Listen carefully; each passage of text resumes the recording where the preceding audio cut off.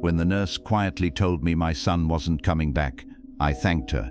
She never guessed I'd already made the biggest decision of my life. My name is Frank. I'm 76 years old. I spent 41 years as a contractor, and I've never once thrown away anything that could still be fixed. Toasters, radios, an old porch swing with a busted hinge. My wife Carol used to tease me about it. "Frank, just buy a new one. Everything deserves one more chance before you give up on it," I'd tell her. And she'd roll her eyes and let me have my workshop full of half-mended junk. I bring that up now because by the end of this story, you'll understand why that one stubborn little habit of mine mattered more than anything my son tried to take from me. I met Carol when I was 23 on a job 2 towns over from where she grew up. We built a life the way I built houses, slow, careful, one piece at a time. We had a son, Michael. I framed the house we lived in with my own hands, the same house where Carol hung her own curtains, because store curtains, she said, never fit right. "Frank," she told me once, watching me re-glue a kitchen chair instead of buying a new one for the 3rd time, "you fix things nobody else would bother with." "Somebody's got to," I said. She laughed. "Just don't forget people aren't furniture, Frank. Sometimes you have to let things go." I didn't know yet how much that conversation would come back to me. Carol got sick slowly, then all at once, forgetting where she put her keys, then forgetting our kitchen, then some mornings, forgetting my name. Near the end, she grabbed my hand harder than I thought she still could. "Promise me something," she said, clear as a bell for just that moment. "Don't let anybody push you around once I'm gone. You're too trusting, Frank. You always have been." "Who's going to push me around? I'm 6'2". "Promise me anyway." I promised. I didn't understand yet how much that promise would matter. Carol passed 2 years ago, in the spring, in that same bedroom. Michael came for the funeral, stayed 3 days, and went back to his life. I told myself that was grief. People grieve differently. After she died, the house got quiet in a way I'd never known in 40 years. Michael's calls thinned out, and when he visited, Denise came too, sitting on Carol's old love seat, with a look on her face like she was doing arithmetic in her head. One Sunday, she finally said what she'd clearly been working up to. "Frank, can I be honest with you? Always have been. We're scared, genuinely scared. You're out here alone, in a house this size, and if you fell, if something happened, it could be days before anyone knew. That terrifies me. I'm not saying this because I don't care. I'm saying it because I do. I want to be fair to her. Looking back, she wasn't lying. I think she believed every word of it. That's what made it so hard to argue with, and so easy, later, to feel like a fool for not seeing where it led. I'm fine, Denise. For now," she said quietly. "I just don't want for now to run out before we've done something about it." That night, lying awake, I thought about Carol's warning. "You're too trusting, Frank." For the first time, a cold little thought crossed my mind. What if Carol had known something about me that I hadn't let myself admit? The fall happened in October. Clearing leaves off the back steps, my foot slid, and I went down hard on my hip. Nothing broken, just a bruise and a scare. Michael got to the hospital within the hour. He held my hand the way Carol used to. "Dad, you can't keep living out there alone. I've lived in that house longer than you've been alive, Michael." I know, but what if next time nobody finds you for hours?" Denise slid a brochure onto my tray table. Pinecrest Senior Living, smiling strangers playing cards under fluorescent light. "It's not what you're picturing," she said. "Recovery care, mostly. A few weeks, just until you're steady again."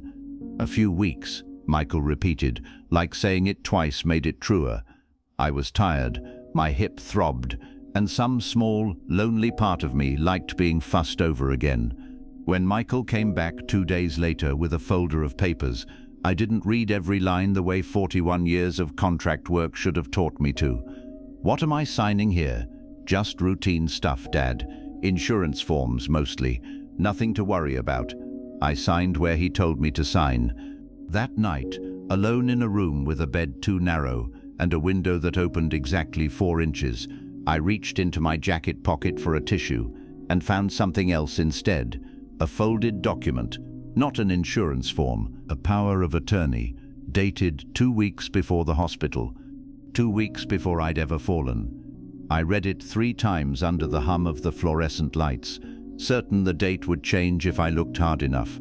It didn't. My son hadn't reacted to an emergency. He'd been planning for one. I told myself there had to be an explanation. I held on to that for longer than I probably should have. The days at Pinecrests settled into a rhythm, meals at fixed hours, a physical therapist named Teresa twice a week, long stretches of silence that gave me nothing to do but think. And thinking turned out to be the most dangerous thing available to me. "Frank, I don't want to overstep," Teresa said one afternoon, working on my hip.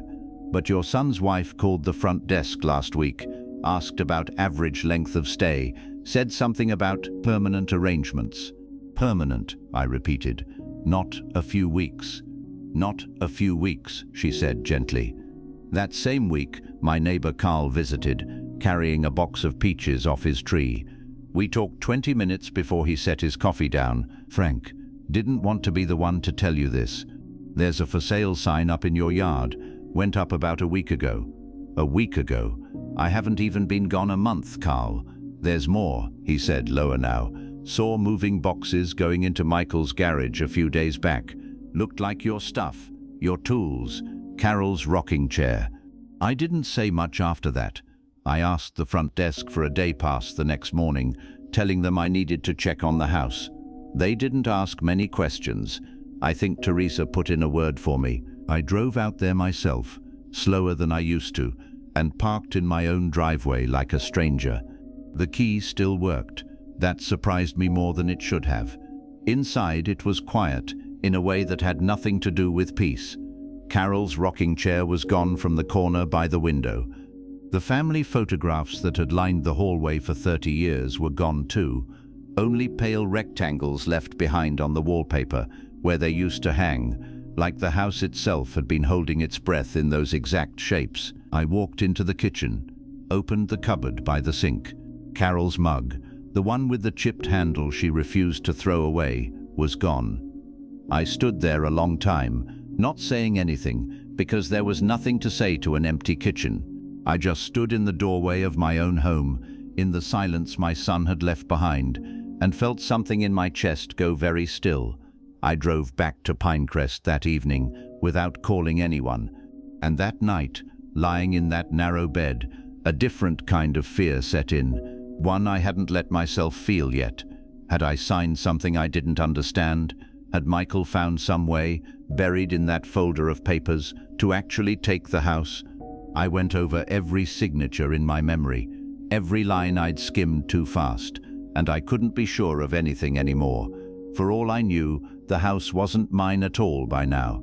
For all I knew, I had no claim to argue. I didn't sleep much that night.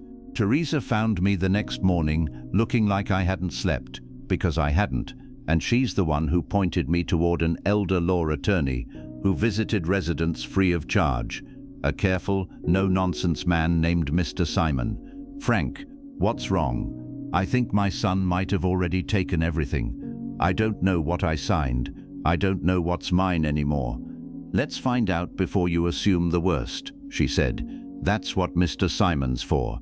I handed him the power of attorney the moment we sat down, my hands not quite steady. "This gives your son authority over medical decisions and some finances," he said, reading it twice. "It does not give him ownership of your house.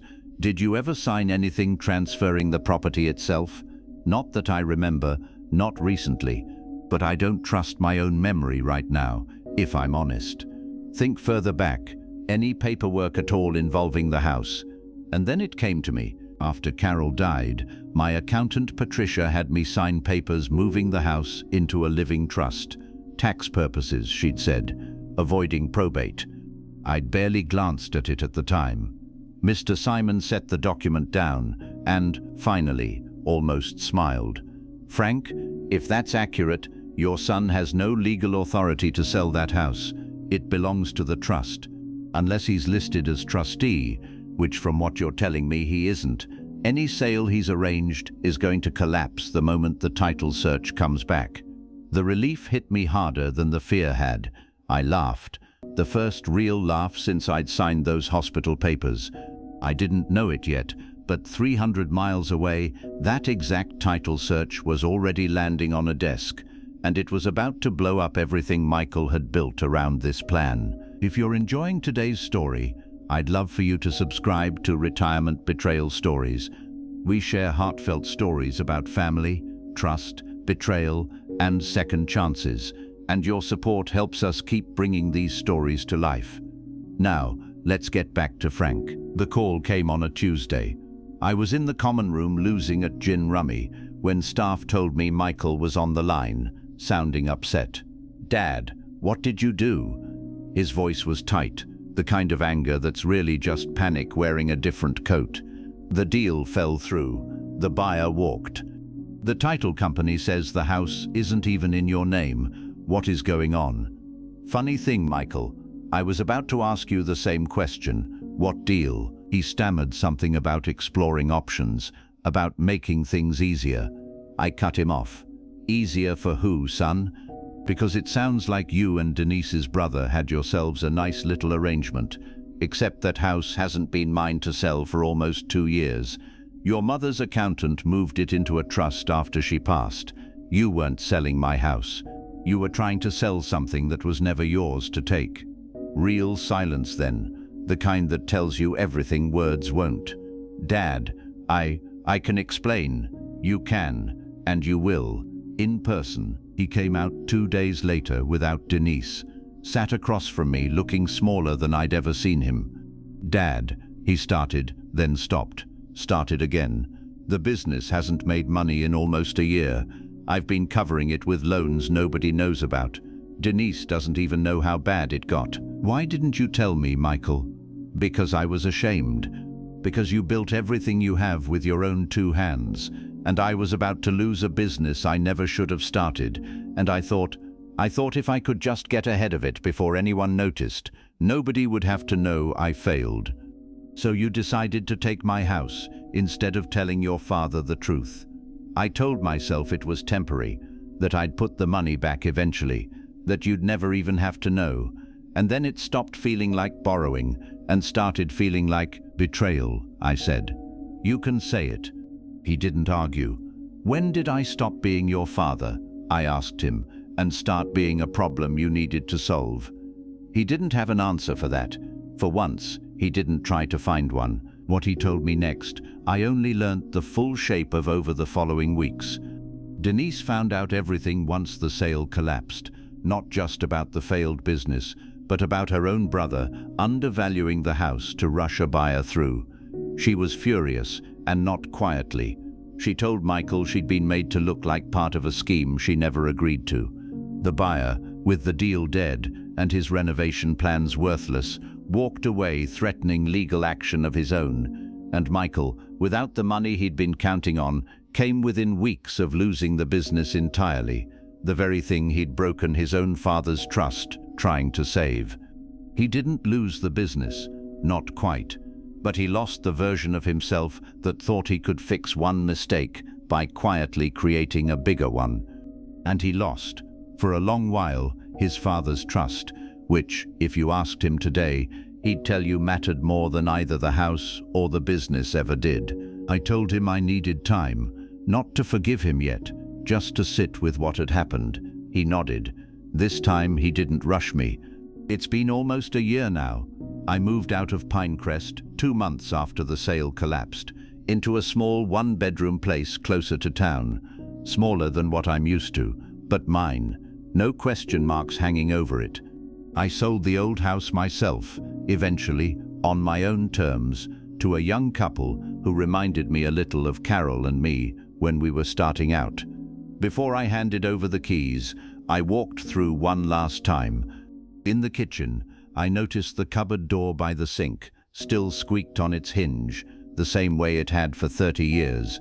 I almost reached for my toolbox out of habit before I remembered it wasn't mine to fix anymore.